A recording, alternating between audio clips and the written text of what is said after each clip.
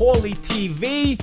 One of the special episodes, a little background for you, is a little bit of backstories, that we kind of just get into. One of these episodes that really you can watch at any point. It's not really for time context like some of the episodes I do when I, review a fight that just happened. This kind of episode you can kind of just watch whenever you want. And once in a while, we just kind of put these together, and it's for your own enjoyment, and that gives you a little bit of context, a little bit of background into me, my life, just the situations that have happened with me, and all things boxing related. I got my buddy Anthony Talercio here with me. Now, me and Anthony, we go way back. I'm gonna tell you how way back we go and how we met. I moved here from Italy. I'm born in the United States. If you're on this channel, odds are you probably know my backstory. I'm born in the United States. My family moved back to Italy when I was about 6-7 months old, and I didn't move back to the U.S. until I was just shy of my 6th birthday. So when I moved back to the U.S., I did not speak any English. I had learned to talk in Italy, and I only spoke Italian. So I moved here. I think you knew how to curse in English. That comes easy. Everybody always. That comes easy. I knew how to say minchia. Everybody says minchia in Italy. I'm sure you knew the American curse words, though. But I'll tell you what. The teacher puts, I don't speak any English. But at the time, luckily for me, it was Bensonhurst was heavily inundated with Italians. So the teacher ends up putting me next to this guy. First grade, Mrs. Moore puts me next to this guy, Anthony Talercio, and she says, he's going to translate for you what I put on the chalkboard and whatnot. I mean, they tell my mom and her friend, my mom's friend spoke a little bit of English, and she actually knew Anthony's family. And basically, it was sort of like a sit down. We kind of all got together. They put me there, and I ended up learning English by the end of the year, but without Anthony, I wouldn't have got too far, because he's basically translating in his Napoletan accent. He would be translating a Sicilian and Napoletan, kind of get together, and I'm trying to figure out what Mrs. Moore is saying and what Mrs. Moore is teaching in first grade. And I can remember, the struggle, but thanks to him, eventually I learned some English. I see you kept the accent. You still got the Brooklyn accent. Yeah, that doesn't go away. You know what it is, bro? I'll tell you. I think when you move here as a teenager, when you move here, you end up having like that straight up off the boat accent, right? Yeah. But when you move here as a kid like me, you pick up the language quickly. Like, honestly, like at this point, English is my first language, because I use English way more than I use Italian and way more than I use Sicilian. But I'm fluent in Italian and Sicilian, nonetheless. But yeah, I mean, through the years, it's crazy. We ended up remaining friends all through the years. My mom ended up getting remarried, and we moved to Jersey for a few years. And then me and Anthony reconnected when I moved back to Brooklyn as a teenager, because I got myself thrown out of my mom's house and I had to get in with my grandparents. And Anthony was, with me. Even as we became adults, went through all the big Yankees World Series celebrations and stuff together, and all this stuff. So this is an old Brooklyn friendship, an old Italian-American friendship, and we're here, man. We're here. Anthony was going to my fights. Anthony was coming to my fights in the amateurs when we didn't know when I was really going to become a boxer. We were just kind of trying it out, and we were just fighting in tournaments. Oh, you know what? You just reminded me. Mm-hmm. I have a video. Mm-hmm. Backyard boxing. You versus your brother. Me versus Sal. You see? We may, if we find these, we may post these on YouTube. We can find them. We may post these. Them. Yeah? I have them. Jimmy, these are VHSs. My esteemed producer, he's just PDF'd or whatever you call them, digitized some of my old videos, some of my old amateur videos. All right, I got some stuff for you. Backyard. I don't even. Did I have any amateur fights yet? I don't know.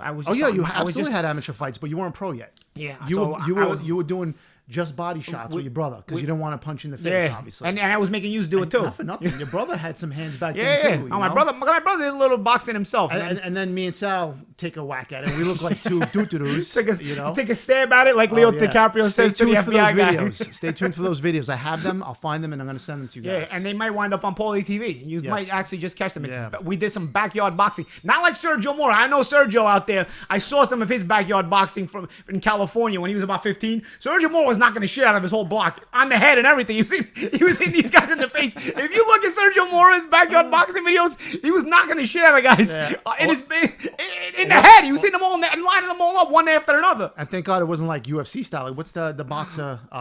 Who? No, not Kimbo Slice. Yeah, he fought with Kimbo Slice.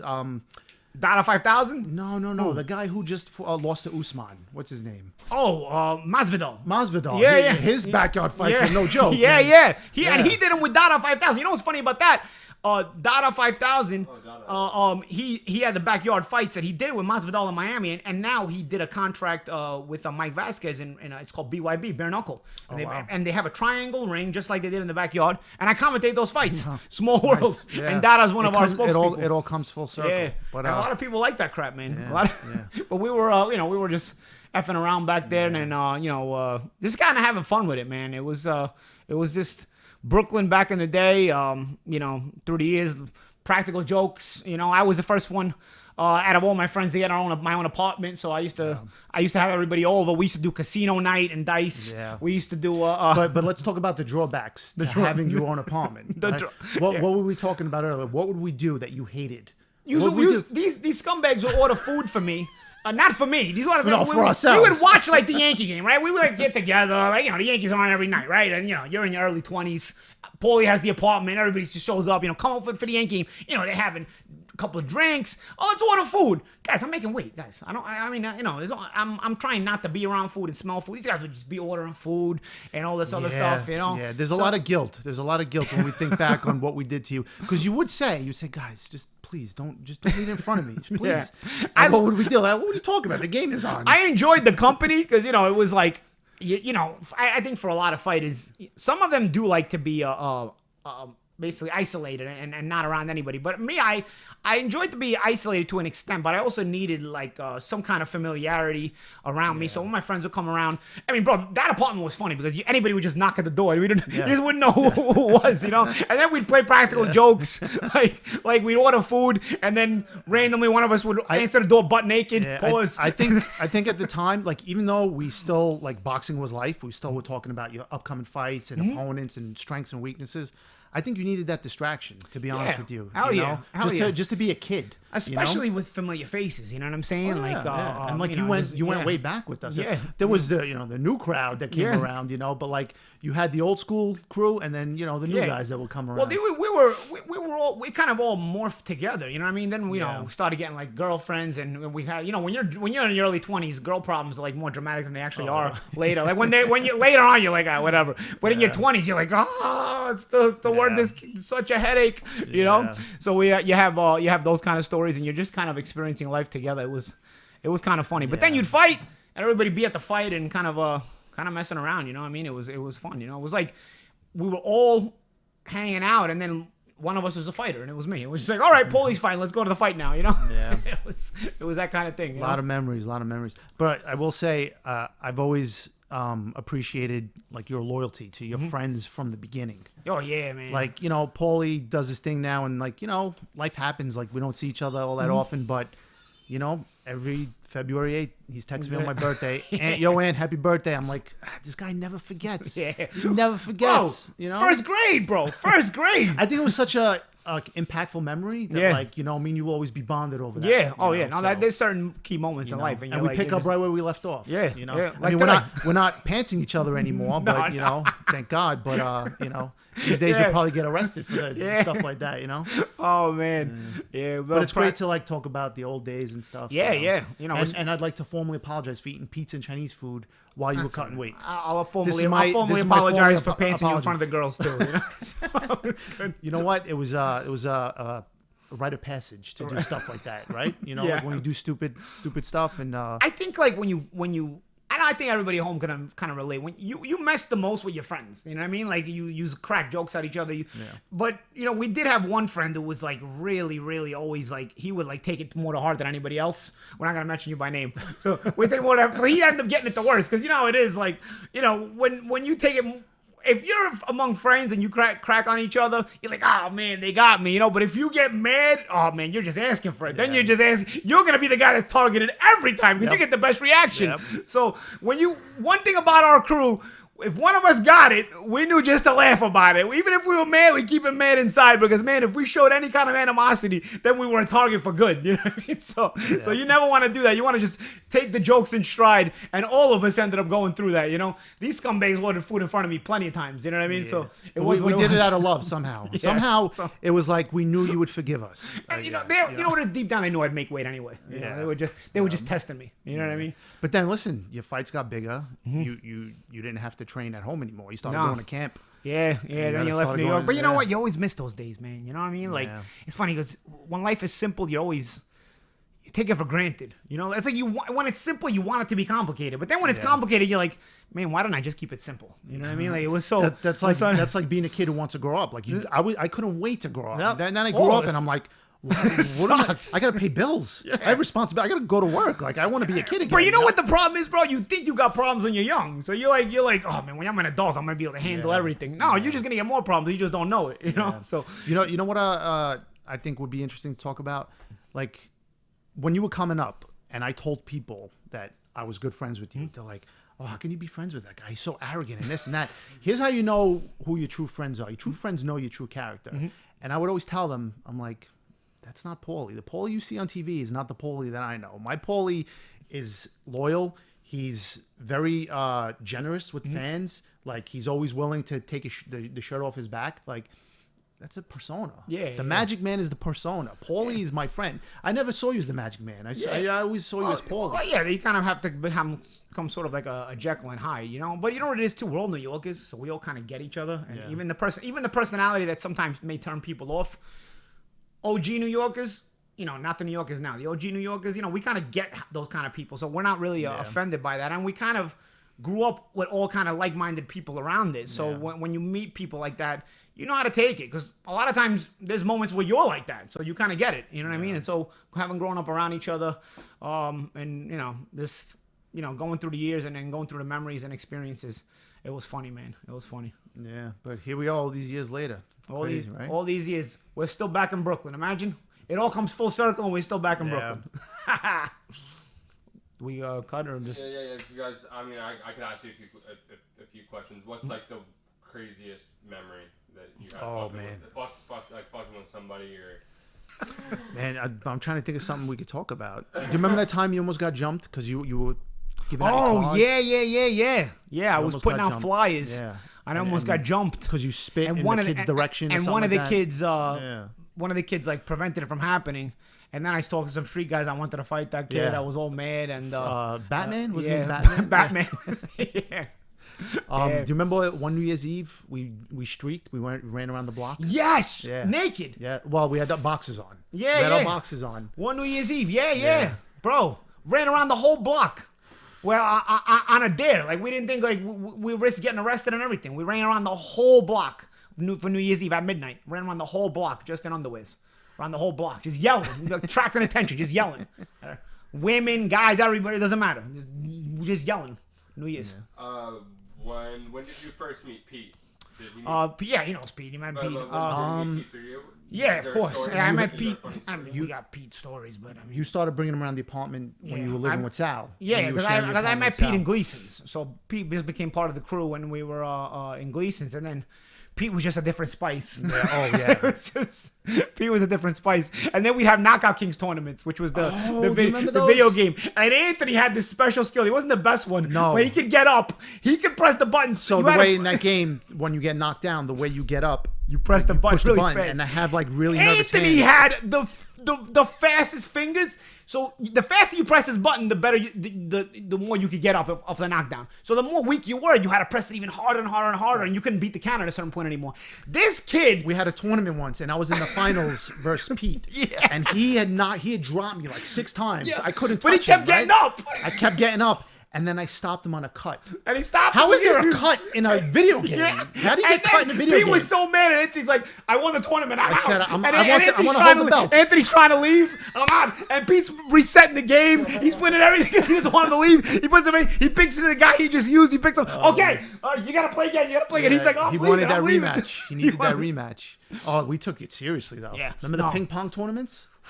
Oh, that's you make something. weight in those, yeah. Oh man, Ping pong tournaments was tennis. Remember we played tennis? Yup. Man, that Tennis. that yes. competitive spirit, Yeah. like, even between us, Yeah, like man. as kids, like we Yeah. loved each other, but you know Yeah. what? We wanted to beat each other at Nah, everything. At you know? everything, of course. Yeah. We had a competitive spirit, even for the Yankees, bro. Yankees. This kid, when the Yankees lost the 2001 World Series, was throwing up. It was I It was. cried. It was the worst experience I of cried. of life because the Yankees. You know what it was? The Yankees spoiled us because we were young, and they just started winning World Series every year. So all of a sudden, when they lose.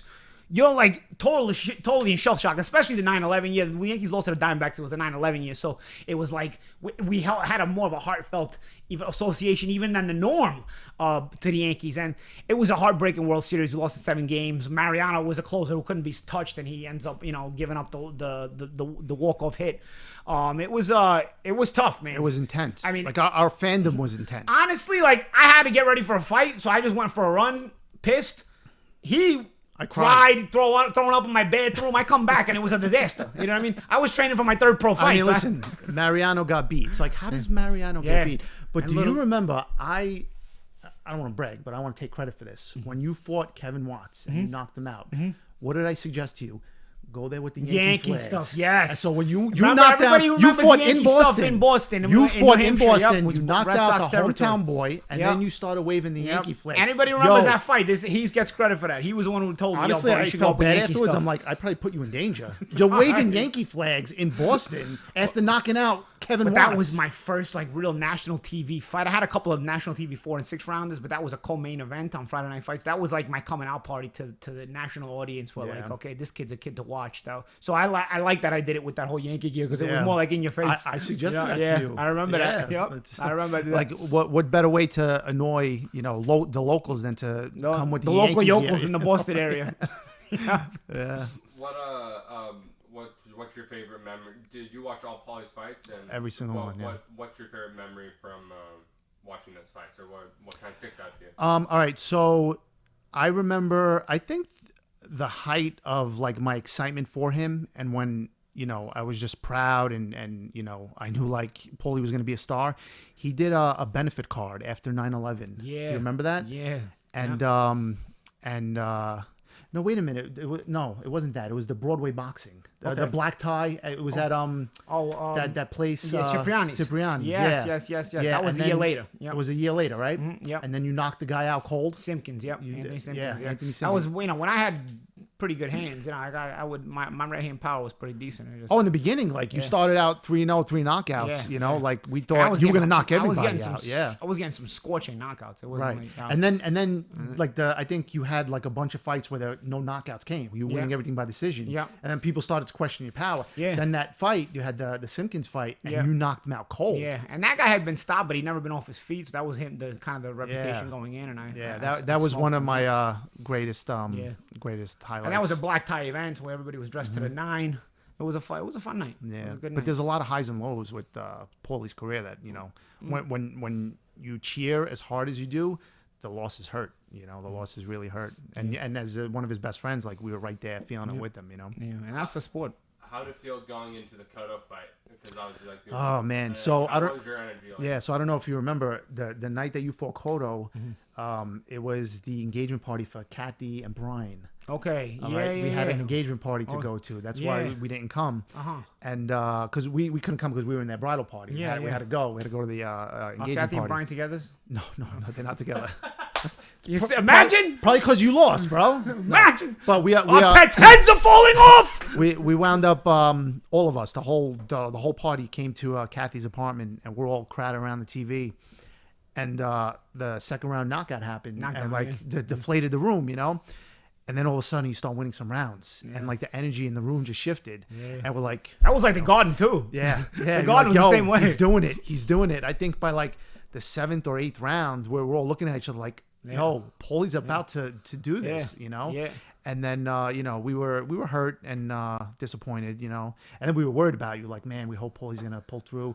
But as it turned out, like losing that fight, like helped your carear. You gained the respect in that loss that you didn't have before you were undefeated. Yeah, and I'll tell you what, that ended up being the best fighter I fought, and I fought all ground grade fighters, and it's crazy because at the end of my career, I could look back and say, man, that guy was actually the best fighter I ever fought. I just ended up fighting him very early. A lot of wrinkles to Miguel Cotto, a lot of depth to his style as well. You went toe to toe with him, and you came out looking like a star. Yeah, and then it kind of set us on the way. After that, we were all right. We kind of stayed in that big time level for about a decade. That was it. But yeah. I have a low light.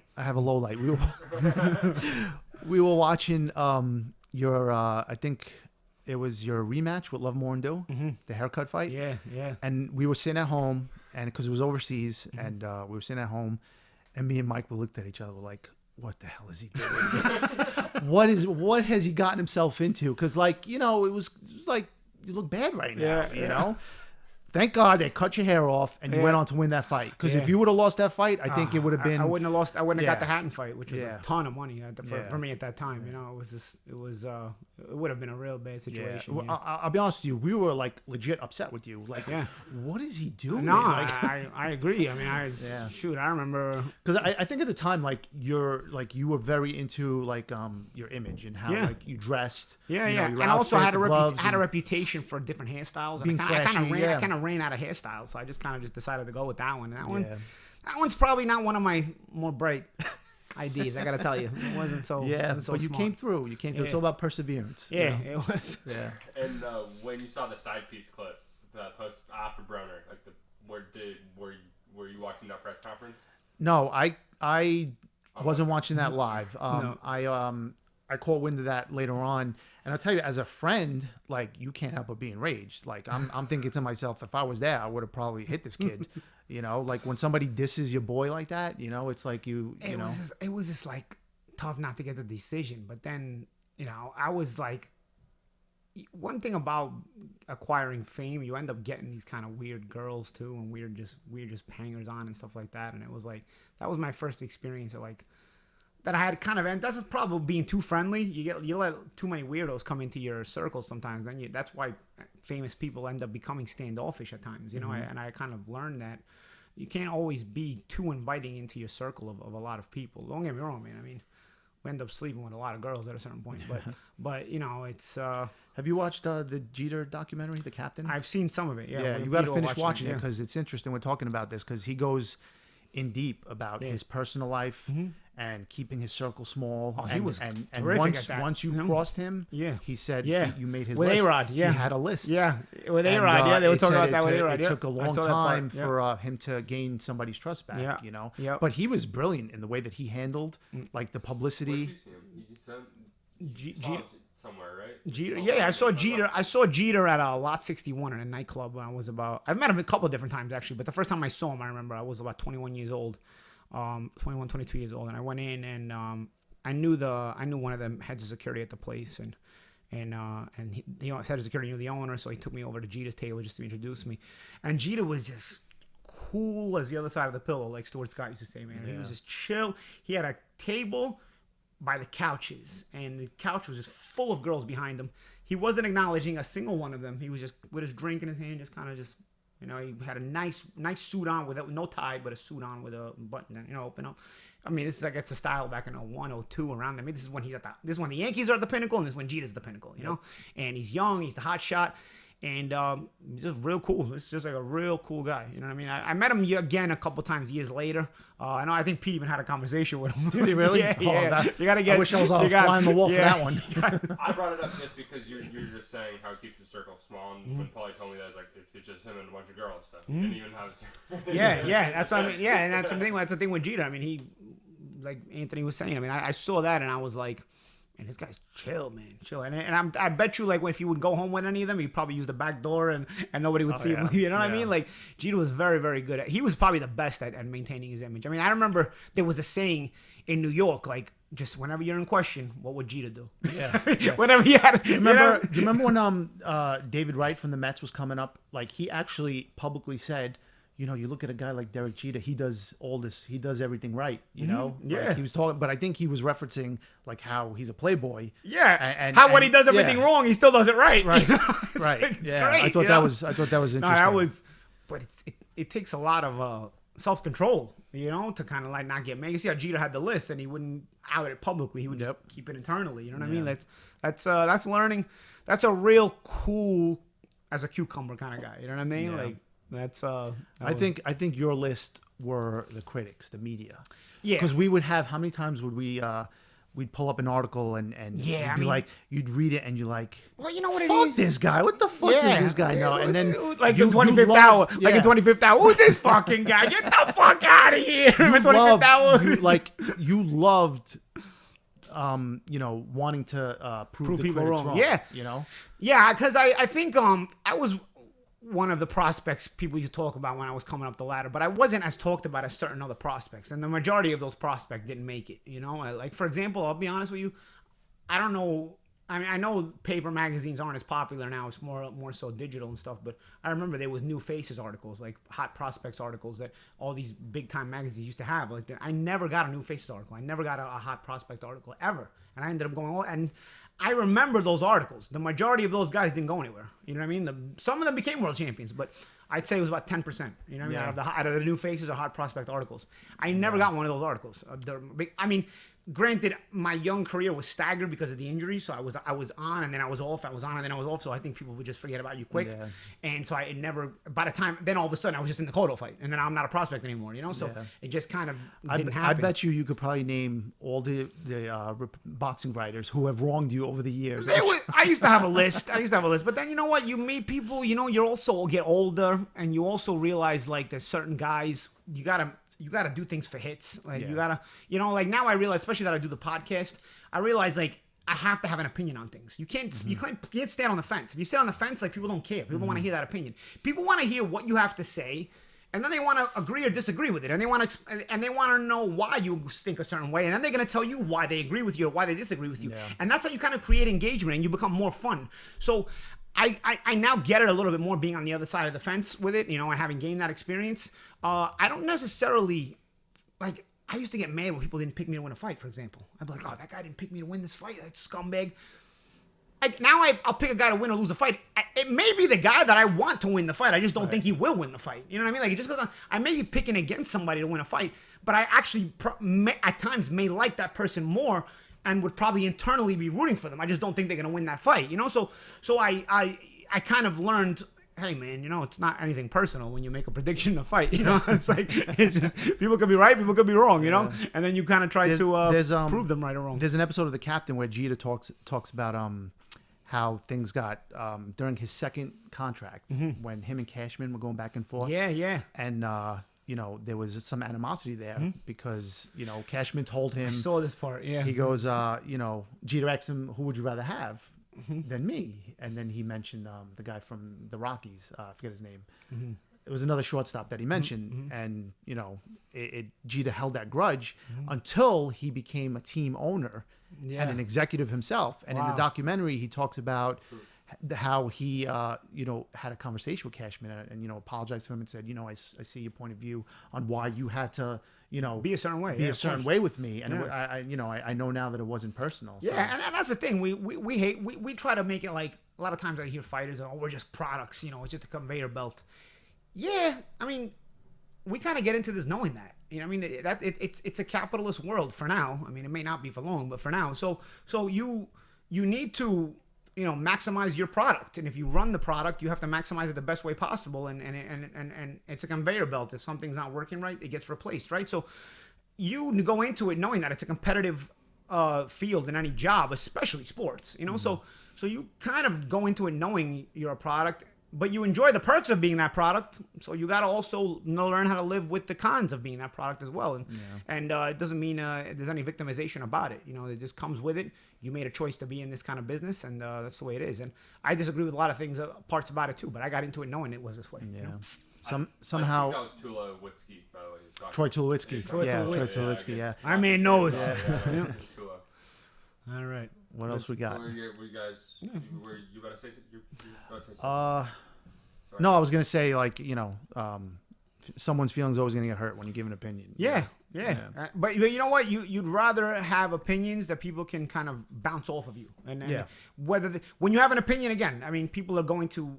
They're gonna gravitate to you because they know you don't. They go to you for opinions. If they go to you for opinions, people go to read an article for opinions. People go to a podcast for opinions.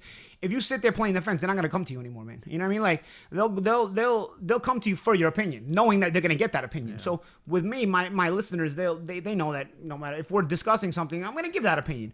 I don't always enjoy it. You know what I mean? Like I don't always enjoy giving certain opinions, but I know like. In order to have that engagement and whatnot, you got to give your thoughts on certain things, even if it's maybe frowned upon, And then sometimes I give my thoughts on things that are too much frowned upon. And so I gotta also, it's a give and take, right? So nonetheless, I think you do create engagement, and that's what fans want as far as their fun when they come on and turn on a show, and so I need to also understand that as well. You know? I think you establish your credibility early on in your broadcasting career as an analyst, where people would listen to you break down a fight and they're like, holy crap, like Paulie's right. Like, look at, like exactly what you're saying is what they're seeing, you know? And now I think all this great content you're putting out on Paulie TV, people like, they know, like you've established your credibility. So I think people are really buying into like your opinions. Yeah. And that's kind of the thing. I started Paulie TV because I got kind of tired of, giving other people clicks when they needed the clicks, but then when I needed their help back, not the phone's not answered, so I kind of got sick of that. I said, you know what, I'm gonna create my own platform, and I'm gonna just speak my piece and give myself my clicks. Yeah, so that's all we did. All right, guys. So we appreciate you tuning in for the special episode. I got Anthony Talercho, my good friend, my first grade classmate, my guy who helped me learn the English language. If you don't like the way I speak English, blame this guy right here. All right, him and Mrs. Moore, because they were the helpers of my first grade class that helped me learn English. I'm Paulie malignaggi for Paulie TV from Brooklyn, baby. Vi ringrazio per averci ascoltato su questo podcast, a me, al mio caro amico Anthony, che ci conosciamo da tanti anni. Arrivederci fino alla prossima volta. Grazie.